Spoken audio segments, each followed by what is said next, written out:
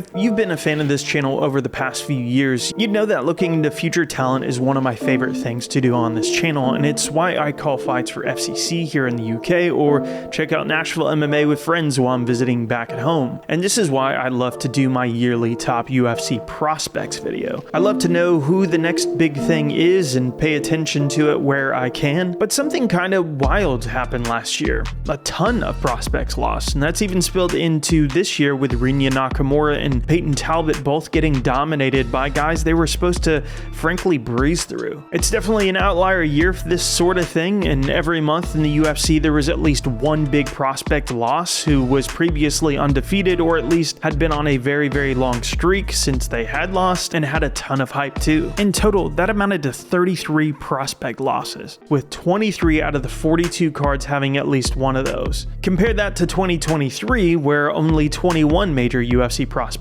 lost. That's a giant difference. So yeah, prospects were dropping like flies in 2024. So that's what I'm going to look at today. Those 33 losses and just how bad things actually got. And a quick shout out to our Hall of Famers for doing so much to support this channel, and let's go ahead and get right into it. Starting in chronological order, we gotta go with Mike Malott losing perhaps the biggest prospect fight of the whole year, and this was only the second card into 2024. If you've seen Balian's excellent breakdown of Rory McDonald's career, you see exactly why this was such a big deal. Canada's had a major shortage of Canadian prospects as of late, and in that regard, Mike Malott was a welcome breath of fresh air. He hadn't lost in 10 years by the time he fought Neil Magny with all finishes his whole career, by the way. And well, yeah, the UFC was pushing him super hard in hopes of improving their star power in the country. It was definitely working as the fan base was noticeably responding. The fight actually went super well for Malott all the way into the third round. He was easily ahead and in control, but with less than only 2 minutes left in the whole fight, Magny suddenly took advantage of Malott's growing fatigue and finished Malott in an unrelenting ground and pound barrage. 16 seconds were left on the clock. Holy shit, man. Malott would sort of recover by the end of the year, but it was probably the safest decision ever over Trevin Giles that ironically probably lost more fans than it gained. But he just had one loss, so who knows, maybe 2025 will be a lot better for Malott. Moving on to February, it's another big one. This time it was Joe Pyfer headlining an event against Jack Hermansson. You know, that guy. Be Joe Pyfer. And the selling point for Pyfer had a great backstory as someone that was really struggling in life and on the verge of homelessness by the time he got his contract, and he was already on his second chance at the Contender Series. Joe Pyfer, when I left the press conference that night, he told me that he was about to be homeless. That ain't gonna happen. So Dana hooked him up, and dude went on a tear, finishing his next 3 opponents, mostly just fucking people up on the feet. He was a definite favorite heading into this fight, and it was supposed to be his showcase performance against a pretty decent name in the division with Jack Hermansson. And man, he was living up to it that entire first round. He landed a few bombs on Hermansson.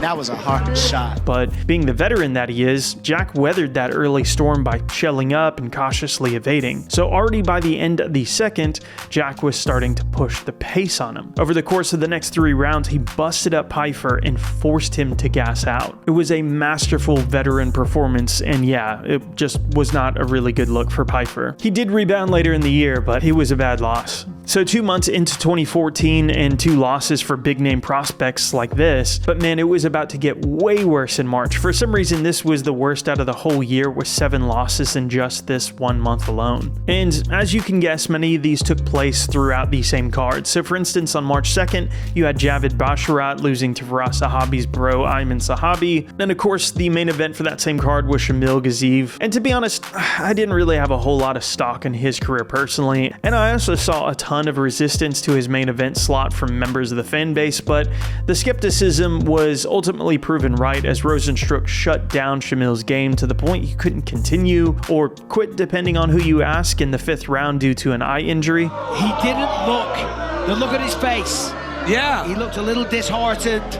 He's saying he can't see, but from what? The punches? Regardless of how you view that situation, he was pretty soundly losing anyway, so there's an undefeated record down the drain in an extremely lackluster main event. Then a week later on the March 9th card for the UFC, there was a much bigger loss.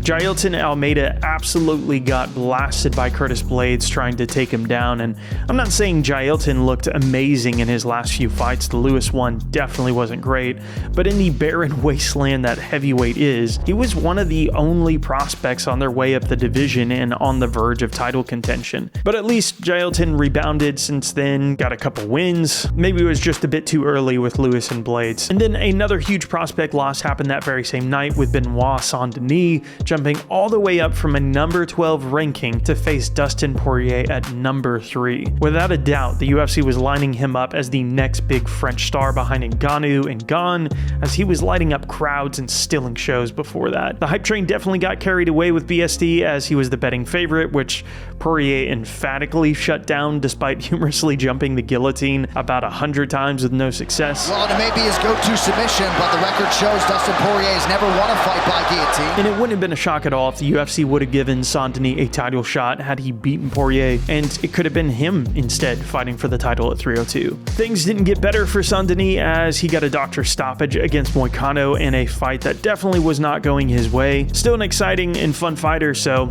we'll see if he can bounce back this year. Then March 16th was the only card that month to not feature a major prospect losing, but the following event featured Kamaru Usman's brother Muhammad tasting his first defeat in the UFC against one of the few heavyweights with some kind of promising momentum in Mick Parkin. Of course, it's not that big of a surprise. We saw Muhammad lose pretty soundly a couple years back to Brandon Sales in PFL. Might go to sleep here. He's out! Brandon Sales chokes Muhammad Usman unconscious. But after winning a season of tough and KOing Zach Paga, let's be honest, being Kamaru's jacked little but bigger bro, many were already back on the hype train as a UFC prospect when he lost here. Of course, he'd lose his next fight again by unanimous decision to Thomas Peterson, so yeah, unfortunately for him, that train is pretty much ground down to a complete halt at the moment. Oh, and dude, who could forget the next prospect to go down? Igor Severino. You might not recognize his name, but you will recognize what happened. First off, he'd finished everybody at that point, so he was looking really good, a very serious prospect, worth paying attention to, but of course in his fight with Andre Lima, well, yeah, he fucking bit the guy. Oh, jeez. Oh, okay, yeah, come on. Yeah, this was the bite bonus guy from last year. So, of course, he lost with a disqualification and got kicked out of the UFC. Just unreal stuff. And then one more big loss in March was the last card of the month, and Aaron Blanchfield versus Manon Fiorot. Aaron had been tapped as a title challenger and even champion by many for years, including myself, at least as a title challenger, but man, did she look small in there next to Fiorot, and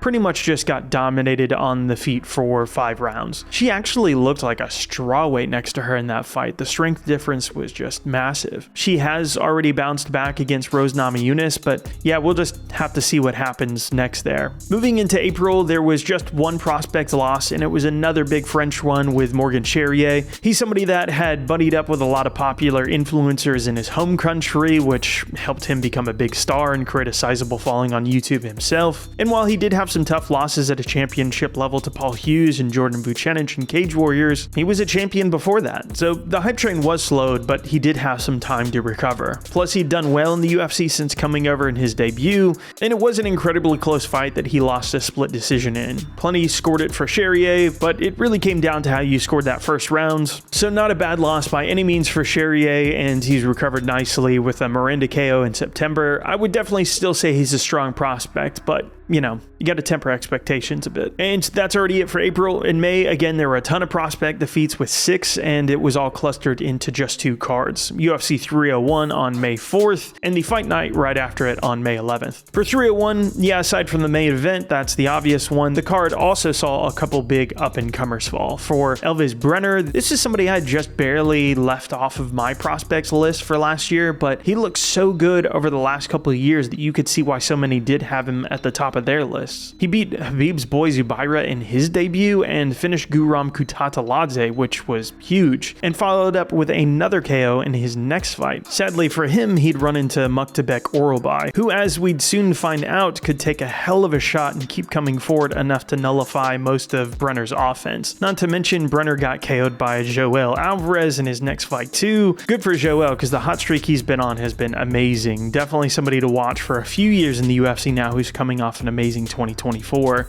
And wow, at light heavyweight was a big breath of fresh air for the struggling 205-pound division in Vitor Petrino. Dude was just killing everybody on the feet at just 26 years old. He really looked like he could be the next big thing in the division with just a few solid wins. He entered 2024 fresh off of KOing the Cage Warriors champ Modestas Bukauskas, who never lost his belt by the way and vacated it to join the UFC. After that, Petrino had a solid win over Tyson Pedro, showing again his cardio could hold up over the distance with a decision win and taking out another good name in the process. But man, at 301, things fell off a cliff pretty quick when he got guillotined in the first round by Anthony Smith. Smith has everybody's respect in this sport, but man, nobody saw that coming. That could have just as well been attributed to his inexperience, since that happened on a takedown attempt, but then in December, Petrino got KO'd by Dustin Jacoby. And with two high-profile losses like that, and pretty bad ones, it's just going to take a lot of work to get any hype going again. But he's just 27 now, so it's still early days for him. Let's see if he can put some more wins together in 2025. Then, of course, there was the main event of this card, and this one feels almost tragic now because, wow, did Steve Erceg get pushed up the ladder way too fast. He was coming straight off the regional scene with Eternal MMA in Australia by June of 2023, and within a year was already getting a title shot at flyweight. Asakura was at least a rising guy. I mean, that's a really big organization. I think it was just the perfect storm, with 300 being so insanely stacked, and the fact that Alex Pereira was originally intended for 301 instead of 300 because they couldn't really find somebody to headline 300 otherwise. So they needed a main event for 301, and so that meant a crazy big call for flyweight to headline was made, with half of the main event still being unknown to most fans. He made it onto my prospects list for 2024, but I think it's silly to assume the rest of the fan base was fully aware of him, especially on the casual side. Hardcores knew him, sure. And Erceg almost won the fight too. A lot of people got mad at us for echoing what the commentary said in our post-fight show. You know, the ill-fated takedown attempt in the fifth. But it is objectively what lost him the fight. Anyhow, you could see the regret on Erceg's face after it all went down. Sadly, things would not improve for him either, as Erceg also got KO'd by Karkar France just a couple months later. So the question is he still a prospect? I would still say so, and that he just got pushed a bit too quick, even faster than somebody like Darren Till at least fought somebody who was really high ranked like Stephen Thompson. I think Erceg definitely still has a lot of potential, and we could see him get another title shot again, but it doesn't change the fact that bad losses can sometimes change a fighter for the worse like it did Till, and that remains to be seen in 2025 for Erceg. Then the very next week was nonsensically the biggest live gate for a fight night at the time, with Derek Lewis versus Rodrigo Nascimento. No, what? Why? Such a random fight night headliner to break those kind of records. I mean, we'd seen literal title fights headline fight nights. But that's price gouging for you in current times, I suppose. Welcome to 2025, everybody. Anyhow, Nascimento lost. You could have considered him a decent prospect, and he was on a decent streak, but I didn't have him down as a big prospect personally. But the first of three on this card was honestly a pretty infamous one, with Rebellis de Spain. Yep, you guys knew this one was going to be on here. Heading into 2024, a bunch of people put a ton of hype on his career, and he was already being labeled a big enough prospect by much of the fan base because he was so good in the striking department. Medaling in the Olympics in Taekwondo will definitely do that for a fighter. And especially as I've already noted how bad heavyweight has been, yeah, it helps a lot. And his first fight in the UFC did absolutely nothing to dispel this hype. In fact, it went really well, as he took out Josh Parisian in the opening seconds of their fight. It looked pretty easy for him. But wow, his fight with Waldo Cortez Acosta went the exact opposite direction. Predictably, Waldo didn't want any part of the striking game against Despain, and within the first 20 seconds, took him down. As Bisping pointed out on commentary, this was indeed a key question for a dangerous striker like him, and man, Despain had no answer for that at all. He was easily controlled and nearly tapped in the first, with pretty much no ability to get things back up to the feet. Then the same thing happened in the second round, and by the third, Despain was pretty much completely gassed. So he was taken down again, and it was frankly an easy win for Acosta. Dana, of course, blamed the wrestler. It's your time to shine and show everybody who you are. And that's your performance? Who, I mean, what else are you gonna do? Let the guy just tee off on you? I mean, nobody's gonna fucking do that. So then Despain would get another shot against Austin Lane in October, but yeah, pretty much the exact same thing happened here too. The guy's 36 years old. It's just a little too late in life for him. Despain is already gone in fighting in karate combat, which, let's be honest, that's a way more winnable move for his career and has been so far.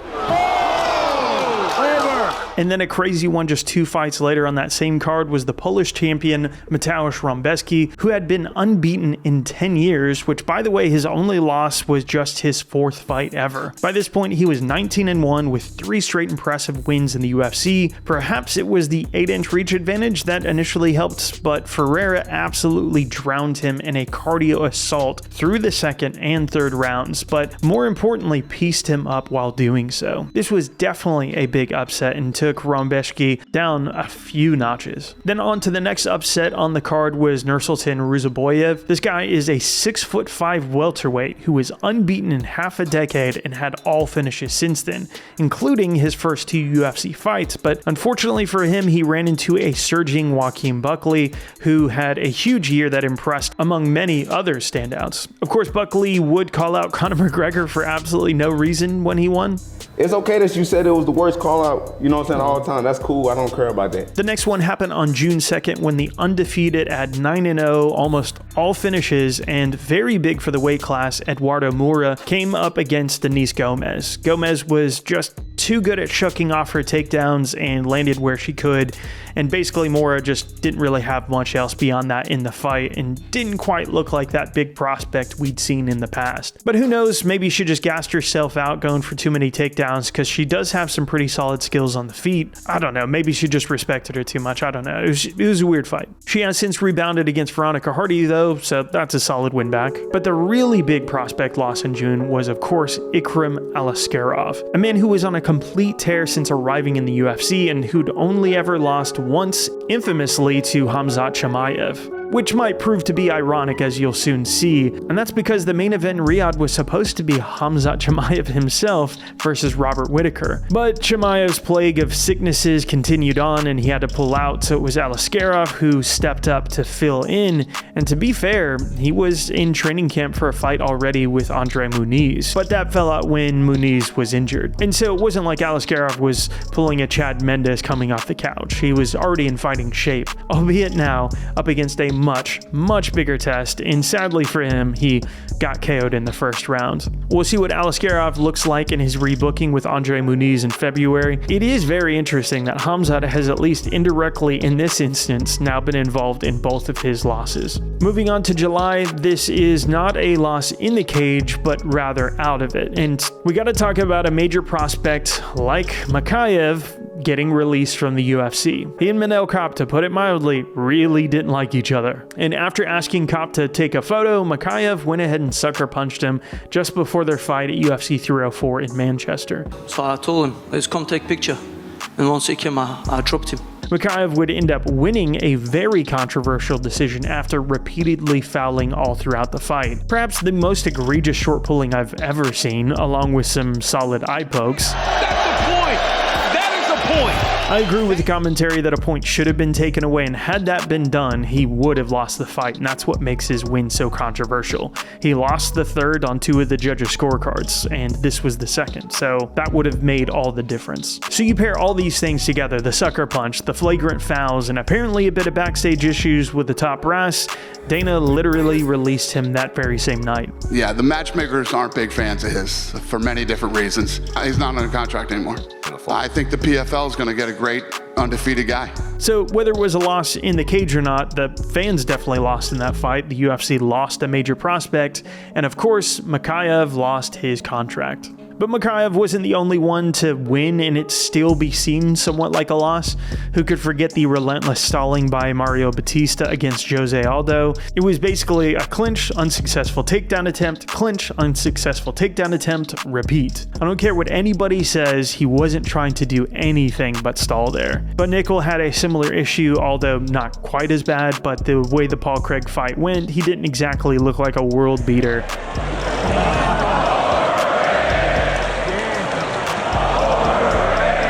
And his over-the-top doubling down certainly hasn't helped either. If I have a bunch of idiot drunk fans that they don't like the way it's going, I think that that's actually probably a good thing. So I'm really proud of my performance. But then jumping right into August, man, his Victoria Dudikova had a rough year. She was an undefeated 8-0 kickboxing champion growing up, an IMAF champion, great submissions on the ground. She just looked to be an all-around great fighter. But wow, have things gone bad for her. She ended up fighting Sam Hughes in Abu Dhabi, and surprisingly, the pressure of Hughes on the feet just really wore her down. And I gotta be honest, Sam Hughes is a really hard worker who is known for her cardio game, but really has just kind of been a middling talent in the division.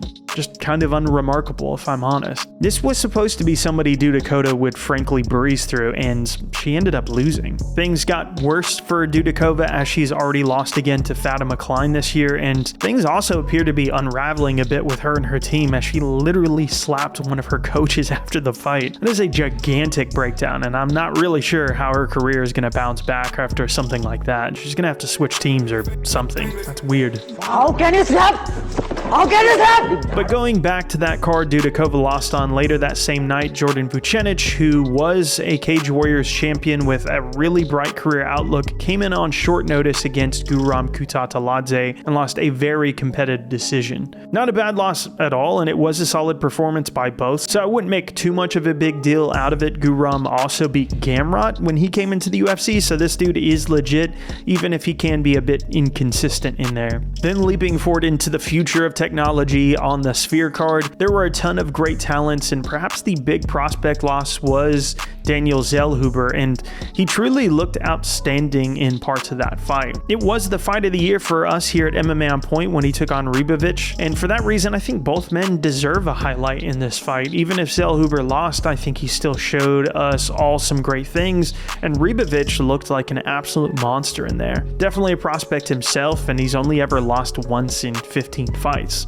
That's pretty great. This next one was probably one of the biggest surprises for me personally. Tatsuro Taira has just looked phenomenal his entire career, and going into the Brandon Royval fight, he was undefeated, had already headlined a fight night against a former title challenger in Alex Perez, and he also made that win look super easy with a creative finish. And here was Brandon Royval, who had just fought for a title himself, and while everybody knew he could win the fight, the ground is what gave Royval problems against Pantoja, and that's kind of Taira's specialty. But man, did he piece up Taira on the feet. I do not get at all how that was a split decision here. It should have been straight all the way for Royval. There were so many times where I thought Taira would get stopped in that fight. And to be fair, when it was on the ground, there were some close calls for Royval against Taira, but Royval looked outstanding, man. It'll already be a trilogy fight against Pantoja if he earns that shot again. Sadly for him though, it's just kind of hard to sell a third fight when you've already lost the first two. And again, we saw two prospects clash when Muktabek Orobai, who, as I mentioned earlier, took out another prospect in Elvis Brenner, and he was now up against Mateusz Rombeski, you know, the guy who got drowned in the fight with Diego Ferreira. And so you might have thought this would have been Orobai's night pretty easily based on their last two fights, but Rombeski showed the prospect that he still was before the Ferreira fight, and these two slugged it out, with Rombeski having more of the fight-ending moments. And again, a prospect clash, and for a lot of people, it was their fight of the year too. Both dudes looked outstanding in there, and it shows win or lose, they are definitely still some killers to watch at 155 pounds. Moving into November, we had a bit of a rarity, an actual heavyweight prospect. I think there's only two other ones that I've talked about in this video. And if you don't know Jonata Denise, he comes over from the world of kickboxing and has shared the ring with greats like Rico Verhoeven and more than a decade of experience. Anyhow, he was up against Marcin Tybura, and the question was obvious: how would he handle that ground game? And predictably, the answer was, yeah, just not great. Tybura pretty much just slaughtered the poor guy to the point the doctor ended up stopping the fight. And then later on that night was Karine Silva, who was already on a 4-fight win streak with UFC with 3 finishes, and she hadn't lost in 5 years. But Viviane Araújo managed to squeak out a razor-close decision. And then we move on to the last fight in this video, and that was the Wang Kong Fernandez fight. Kong had looked pretty much flawless in her career as world champion in Sanda, crossing over to MMA, undefeated, fighting in her home country. She has this crazy gimmick at weigh-ins that really makes her stand out with a super fan-friendly style. She's got a ton of star potential, especially in a key market like China, where the UFC is always looking to build up names. The hype was definitely there.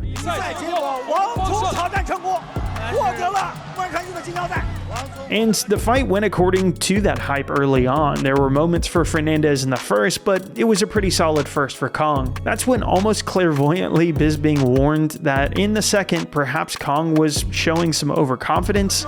She was quite critical of her speed. She said, she moves like my auntie. Don't underestimate your opponent now. And boom, Fernandez hit her with a head kick and then dropped her again before getting the rear naked choke. Talk about silencing a crowd. You could hear a pin drop in that building at that moment. And so of course this was just November, but we've already talked about December with what happened to Spain that month. So to this point in the video, you kind of get the picture. I'm sure there are even more I could have mentioned. I tried to stick to the bigger prospect who had at least a win or 2 in the UFC at a minimum, and they'd had a ton of hype as a result. So I could talk about some of the things that happened on the Contender Series, but I think that's a bit earlier than the scope of what this video is trying to cover for our fighter's career. We got to go over last year's prospects for the video that I did, and dude, it was just awful. Of the 15 that I had on there, only 6 of them got through the year without a loss. But 3 of them didn't even fight in 2024, and since then, it's already gotten worse, with 2 more of them having just lost with Nakamura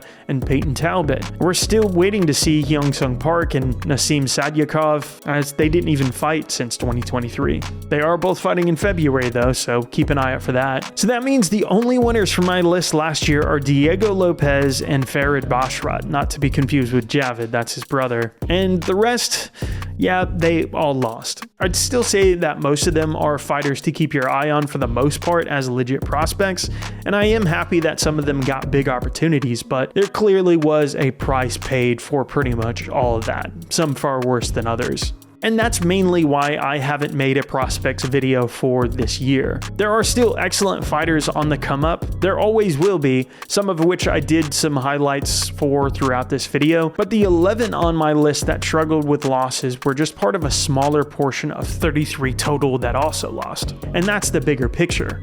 A lot of prospects lost last year. It was just an exceptionally bad 12 months for prospects, and I think you gotta pivot and point out what you are seeing instead of sticking to the same old, same old. I'll probably do another prospects video next year, but it's just something that I noticed and thought needed to be pointed out. So for anybody watching, hit me up with who you're most hyped about this year, but also, why do you think so many big prospects lost as opposed to previous years? If you ask me, it's just ebbs and flows, and hopefully this year we'll see a lot more promise. That's going to be it for me, guys. Go ahead and subscribe. It massively helps the channel if you enjoyed this video or just anything that we do here. Shout out to those lovely Hall of Famers. Consider joining as well, and I'll see you on that next video. Peace, guys.